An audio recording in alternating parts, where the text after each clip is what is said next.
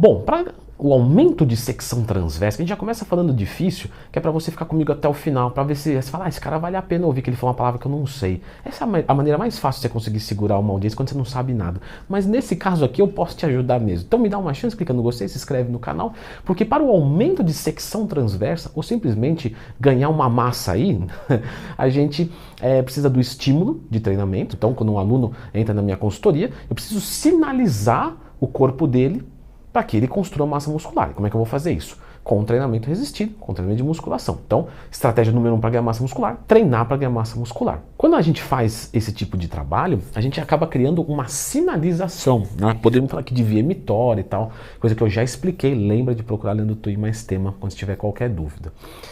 Mas basicamente a gente precisa de balanço de nitrogênio positivo. E nesse primeiro momento, só o treinamento já vai ser responsável por isso. Então, estratégia número 1 é essa. Só que vai chegar um determinado momento que essa sinalização se torna, vamos dizer assim, menos escandalosa. E aí, nesse momento você já ganhou um pouco de massa muscular, mas você quer ter aquele shape de, sabe, aquele shape de lambuzar visualmente. Assim, nossa, me lambuzei visualmente no shape que eu estou olhando no espelho. Aí você precisa sinalizar de uma outra maneira. E aí a segunda estratégia, obviamente, é a estratégia da ingestão de proteínas em quantidade adequada e mais para frente do superávit calórico. Porque no começo o balanço de nitrogênio fica positivo. Porém, depois, não. Você precisa de mais uma ajuda, mais um empurrão. E aí você coloca uma dieta com superávit calórico. Ou seja, no começo, pessoal, nós conseguimos ganhar massa muscular mesmo em déficit calórico. Tem várias pesquisas que apontam isso sem nenhum tipo de dúvida. Pega lá um gordinho, ele faz déficit calórico, ele ganha massa muscular e não é pouco, ele ganha bastante. Leandro, existe alguma maneira de ganhar massa muscular sem o treinamento? Existe alguma pesquisa, alguma coisa que você já leu sobre isso? Tem. Fala, Leandrão, é esse aí que eu quero. Beleza. Mas não vai valer a pena. Você já sabe, se valesse ninguém treinava, né? Porque ninguém quer fazer força, a galera quer acordar grande. Existe uma pesquisa que mostra que o uso do esteroide anabolizante, mesmo num sedentário, gera um aumento de massa muscular. Então, quando você é adolescente e você tem o PVC, pico de velocidade de crescimento. Achei que era cano PVC. Não, PVC, pico de velocidade de crescimento. Onde você tem a maior liberação dos seus hormônios sexuais, você ganha massa muscular mesmo sem atividade física. Só que você percebeu que na sua adolescência você não virou com o corpo de um fisiculturista, né? Leandro, eu mal percebi esse ganho de massa muscular. Para você ver como ele não é extremamente relevante. Mas realmente, tem uma pesquisa na verdade com 2 grupos de indivíduos, que um treinou e fez dieta só, e o outro não treinou, certo? Fez dieta e tomou esteroide. Os dois ganharam o mesmo tanto de massa muscular. Dá para acreditar nisso? Lógico, é num estágio prematuro, não era um fisiculturista, certo? Não era um cara gigantesco. Mas mostrou que a testosterona utilizada, ela fez ganhar massa muscular como treinamento. A diferença é que, claro, o cara vai ter que parar um dia, vai perder tudo, ele piorou a saúde dele, porque é hormônio em dose suprafisiológica, que não faz sentido nenhum. Só que aí a gente entra numa terceira estratégia, que é o cenário hormonal. E eu não estou dizendo de esteroide anabolizante, ainda que possa ser. Né? Tomar algum hormônio, uma trembolona, não é isso. Ainda que possa ser.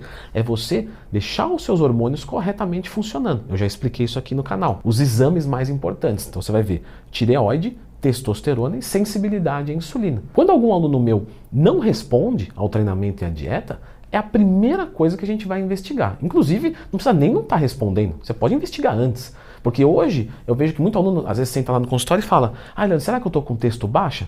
Mas por que é será? Não precisa de será. Hoje em dia você só fica na dúvida se você quiser. Vai lá, tira um examinho.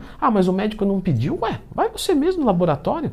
Chega no laboratório e fala: eu quero um exame de testosterona total, TSH, T3, T4, insulina, glicemia. Pô, Leandro, mas eu não sei nada disso. Mas eu já falei que está aqui no canal, de graça. Dá uma pesquisadinha de Leandro Tui mais tema quando tiver dúvida. Faz esses exames e vê como que tá. Principalmente quem já passou dos 30, dos 40, que tem tendência a ter isso pior. Mas vamos voltar um pouquinho no superávit calórico. Aqui eu queria discutir algumas coisas. Por exemplo, eu tenho um curso de dieta, tá, gente? Que eu ensino passo a passo a montar uma dieta. Um curso legal. Pô, Leandro, você quer vender o curso? Lógico, eu fiz. Mas eu também quero que você compre e te acrescente na vida. Esse que é o pressuposto do comércio ético.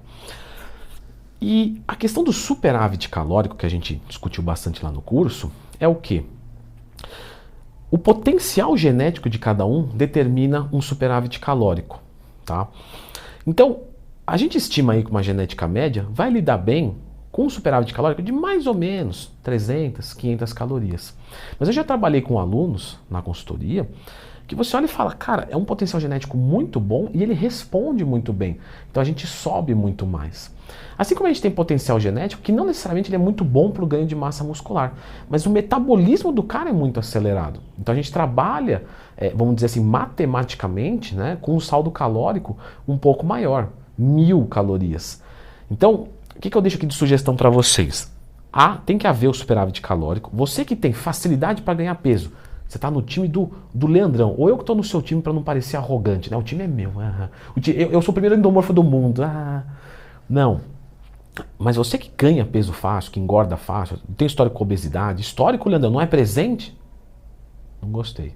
Vamos continuar o vídeo. A gente trabalha com superávit calórico de mais ou menos umas 300 calorias. Vamos tranquilinho, devagarinho, fazendo cardio.